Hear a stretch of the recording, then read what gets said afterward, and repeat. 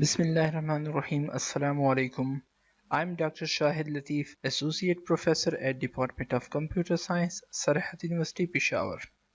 Today we will start lecture number 2 of our course, Computer Architecture.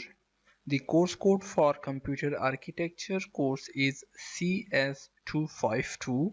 This course is offered for various programs including BS Computer Science, BS Software Engineering, BS Telecommunication, BS Electronics, and BTech Electrical and Electronics program. Computer Architecture course is 3-0 credit hour course, means that per week we have to cover at least 3 hour theory, while there is no lab requirement for this course. Today we will start chapter number 1 of our textbook, Computer Architecture and Organization, authored by William Stallings.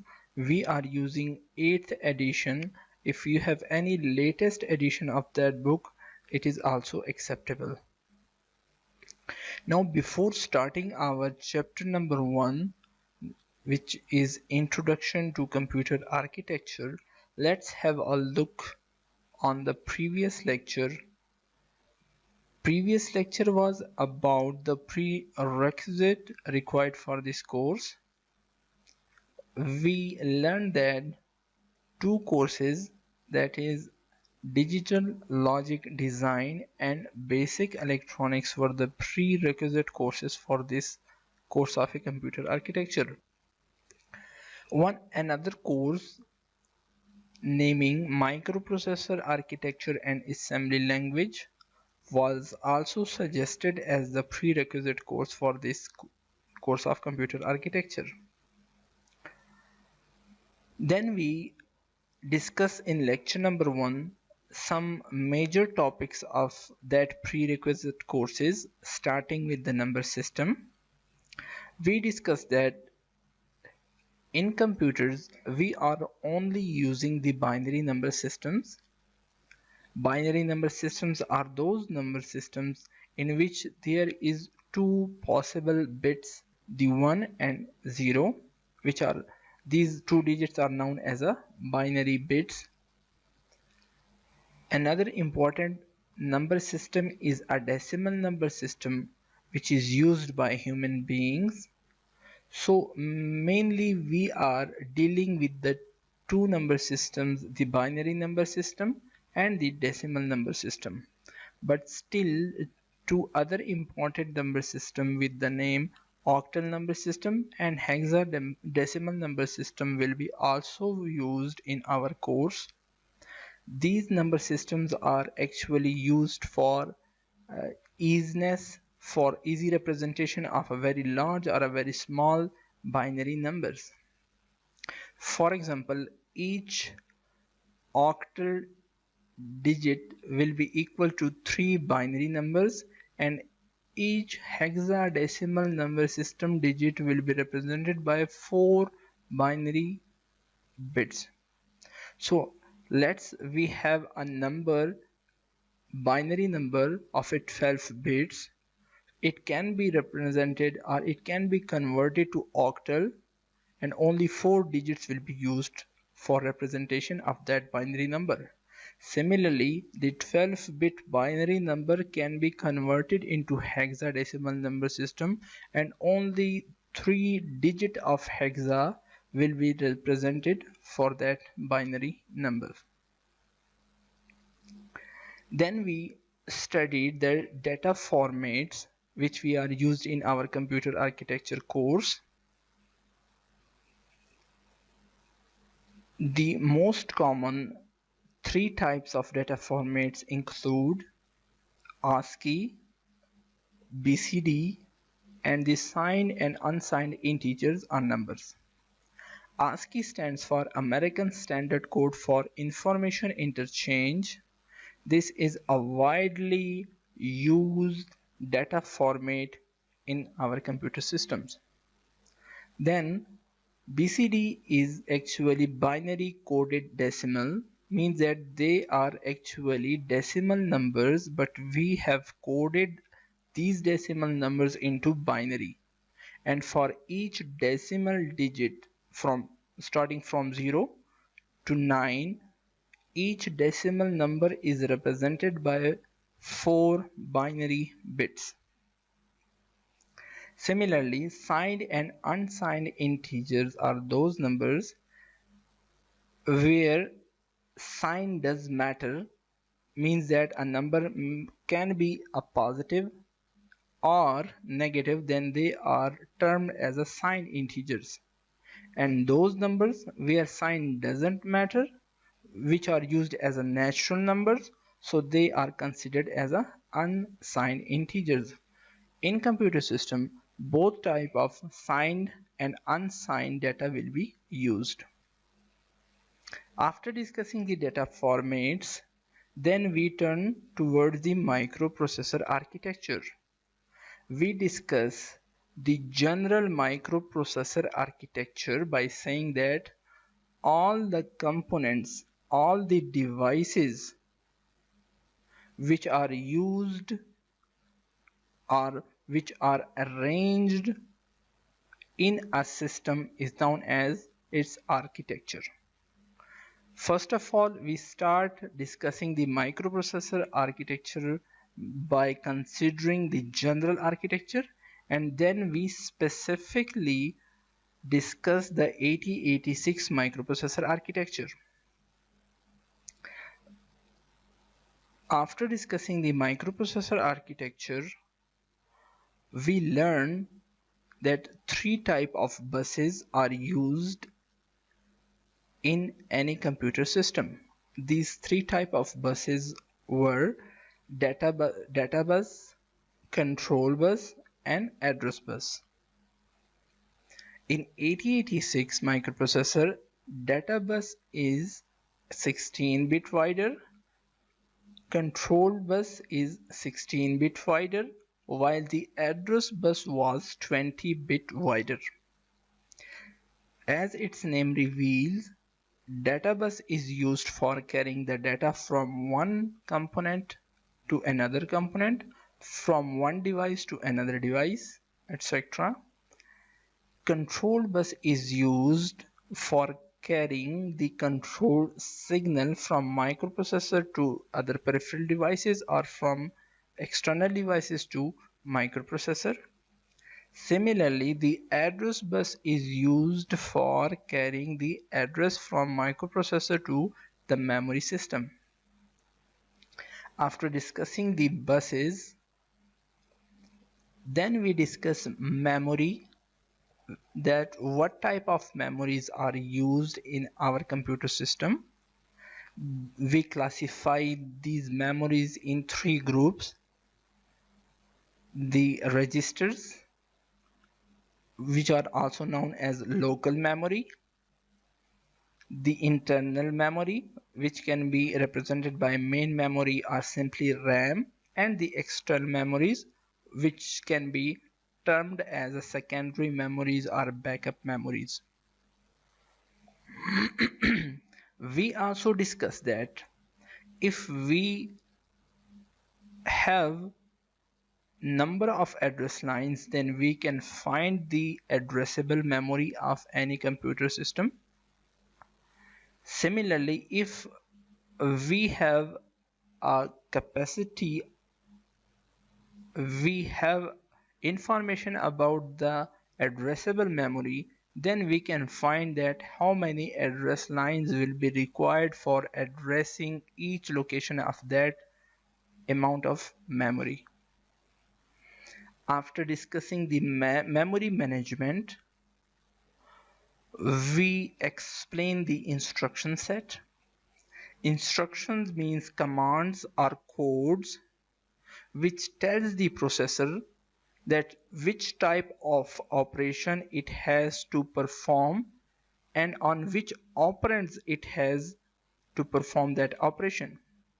So the collection of all instructions used by any microprocessor is known as its instruction set. After discussing the instruction set, another important terminology is the addressing modes. Addressing mode means the way or the number of ways in which we can address the operands of an instruction. Finally, at the end of the lecture, we discussed the pin diagram of 8086 microprocessor. We discussed that how many pins are used in 8086 IC and what is the function of each pin of that IC.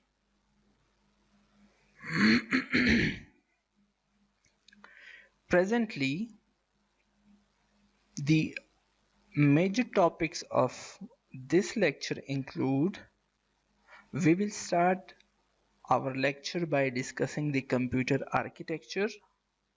Then we will move towards the computer organization. After defining and discussing computer architecture and computer organization, then we will differentiate between computer architecture and its organization, the structure of computer and the function of each individual component of computer structure will be discussed later. And finally, the operations performed by computer system will be discussed over here. Recommended books. The recommended book for this course is Computer Organization and Architecture, authored by William Stallings. We are using 8th edition for preparing these lectures. If you have any latest edition of that book, it is also acceptable. Two other books naming Computer System Architecture, authored by Morris Monod, and Computer Architecture and Organization, authored by John P. Hayes. These two books are also used as a reference book. You can learn these topics from these books as well. So starting with the architecture, as we discussed in our previous lecture, that architecture means those attributes or those features or those elements of a computer system which are visible to a programmer, or those attributes of a computer system which have a direct impact on the logical execution of a program. Means that all those components of a computer system which are visible to program, which are visible to a programmer, or which have a direct impact on the execution of a program are known as architecture. For example, the instruction set. It is totally depend on the programmer that which type of instruction he is using for which type of task, for which type of job. Similarly, number of bits used for data representation. The number for data representation can be either 8 bits or 16 bits, depends on the requirement of a programmer. Similarly, the I/O mechanism and the memory addressing techniques. So these all attributes are visible to the programmer, or these all have some impact on the execution of a program. To understand the architectural phenomena, we have an example that is there a multiply instruction in your computer system? The answer may be yes or no. It means that multiply instruction facility may or may not be available in your system. If it is available, so it is a part of your architecture. If it not, then it is not a part of your architecture. Now, what is organization? Organization is how features are implemented. Means that we may or may not have a multiply instruction in our computer system, but that multiply instruction can perform multiplication in two different ways. There might be a specific multiply unit for this instruction, for this feature, or it can be done by repeated addition. For example, we want to multiply 2 and 3, so the result will be 6. This is the direct multiplication of a 2 and 3, two numbers, and the result is 6. The same answer 6 can be obtained if we add the number 2 for 3 times. So that is known as organization, that how the multiplication will be performed by your system. Many computers manufacturers offer a family of computer models. Just like we are familiar with the Pentium series introduced by Intel computer manufacturers. Pentium, Pentium Pro, Pentium 1, Pentium 2, Pentium 3 and Pentium 4 processors. All these families of computers, they normally share the same architecture but with differences in their organization. For example, another family of an Intel microprocessor is x86 family, which include 8086, 8286, 8386 processor, etc. This family of Intel microprocessors share the same basic architecture. Similarly, the IBM systems family of computers is 370 series. They also share the same basic architecture. The advantage of the same basic architecture is that it provides us the code compatibility, at least backward compatibility.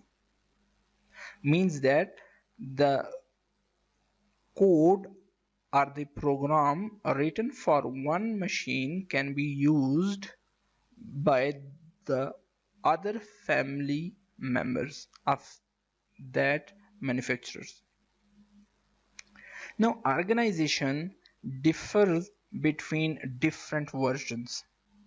For example, we have two processors, 8086 and 8088. So these two processors, Intel processors, are normally sharing the same basic architecture. Means that they both have the same basic architecture, but their organization differs. 8086 is 16-bit microprocessor internally as well as externally, while 8088 is internally 16-bit microprocessor, but it can transfer data with the external devices with the rate of 8 bits. Means that externally it is a 8-bit processor. So structure and function. What is a structure? Structure is the way in which components relate to each other. Structure is the way in which components of any system relate to each other. means that how the components of any system are interrelated.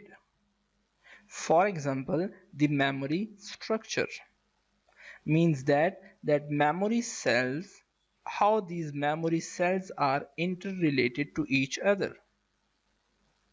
The memory can be a wider, the memory can be a deeper. Similarly, function is the operation of individual components as part of the structure. Means that the structure which is made of components. So what is the unique, or what is the function of, what is the role of each component is known as its function. The computer functions. In general, basic functions that all computers can perform include data processing, data storage, data movement, and control.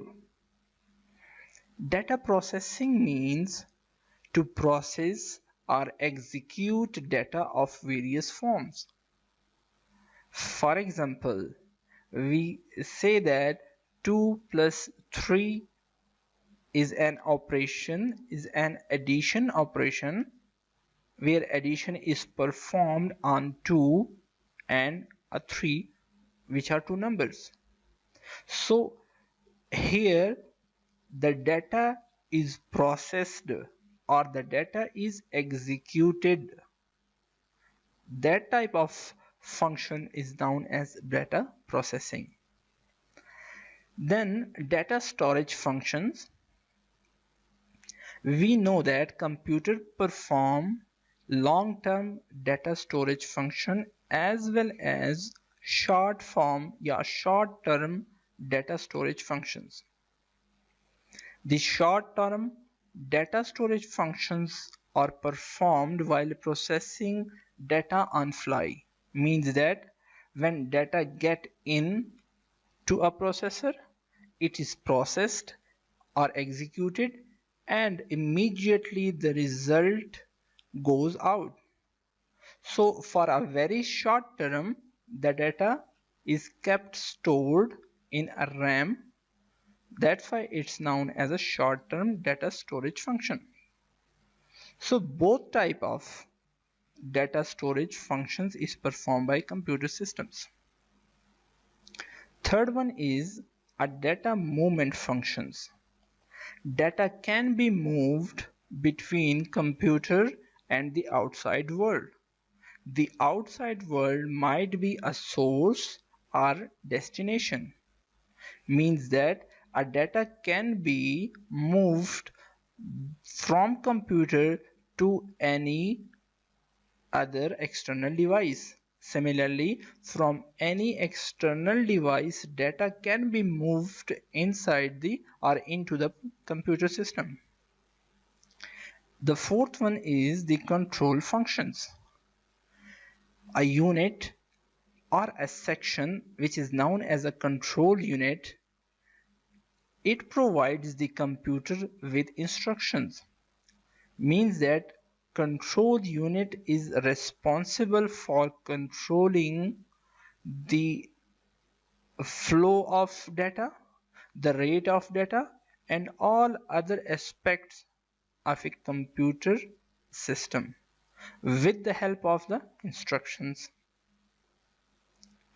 The functional view of a computer system.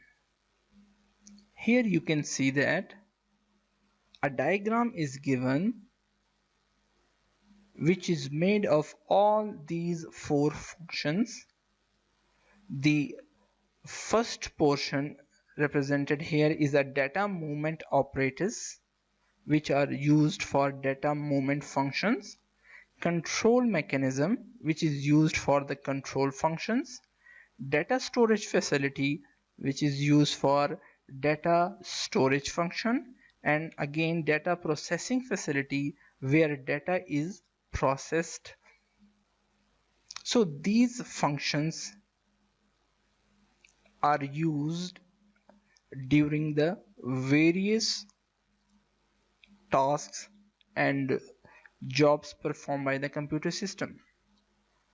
Here you can see that source and destination of data means the data is entered from external or from outside world into a computer system through data movement operators. Then the control mechanism or the control unit is responsible for sending that data to the data storage facility or towards the data processing facility. After storing or after processing the data, the control mechanism is responsible for sending that data towards the destination. The operations performed by our computer system, the most simplest operation is a data movement operation, which we already studied in a functions, that data movement function or data movement operation. Here you can see that only two functional units, the movement, data movement, and the control mechanism or the control unit are used. Data is entered from the outside world and the control unit is responsible for sending it to the external or outside destination. Means that data is entering from source and is going outside the system towards the destination. So the only two functional units, data movement operators and the control unit, are used during that type of operations. In data storage operations, three functional units will be used. The data will be entered from outside the world. It will come through control unit and the control unit will guide or will proceed the data towards the storage facility. Similarly, if the data is already stored in the data storage facility and we want to send it to the destination that is outside from the computer system, so again the data will be forwarded from storage to the control unit and the control unit will be responsible for sending it towards the destination using the data movement operators.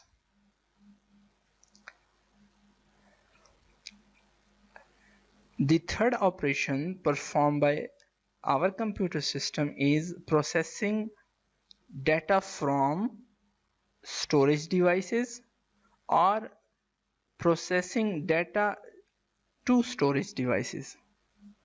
Means that we can process our data by collecting it from the storage facility. So here you can see that data is sent through control section towards the processing unit. Here the data is processed and will be sent back using the same control unit towards the data storage. Similarly, the fourth operation performed by the computer system is processing from storage to I/O devices. Here you can see that a data from the outside world is entered into a computer system. The control unit will forward it to the processing unit. After processing the data, the same data will be forwarded towards the storage facility. Similarly, if we have data stored in storage facility in a memory, so the data can be retrieved from that storage and will be sent to the processor. Here the processor will process that data and it will be sent towards the destination using the data movement operators. The computer structured top level approach. Here we can see that what is inside a computer system. This is a broader view of a computer system. Here you can see that computer system has three main sections or modules. One is known as central processing unit, the other one is main memory, while the third one is the IO devices or IO module. These all three components are interconnected using the system buses, which is also termed as system interconnections. We know that central processing unit is the most important unit of the computer system. So if we look inside the CPU, again we will find the three modules. First module is about registers. This is actually array of registers where both general purpose registers and special purpose registers are used. Another important unit of CPU is the arithmetic and logic unit, which is known as ALU. This unit is responsible for the mathematical and logical operations. The third unit of CPU is a control unit, which can be termed as the brain of the CPU.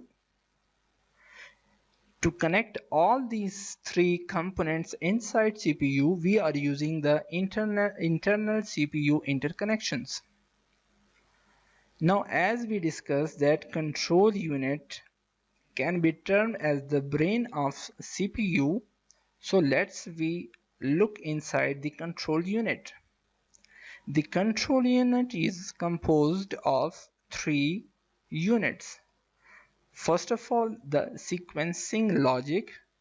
Sequencing logic means a unit or a circuit which is used for controlling or which is used for deciding the sequence of operations. The control memory and control unit registers and decoders.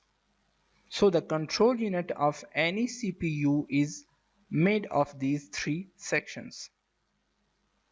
Thank you very much. This is all for today. If you have any query or any question related to the topic, feel free to ask. Thank you very much.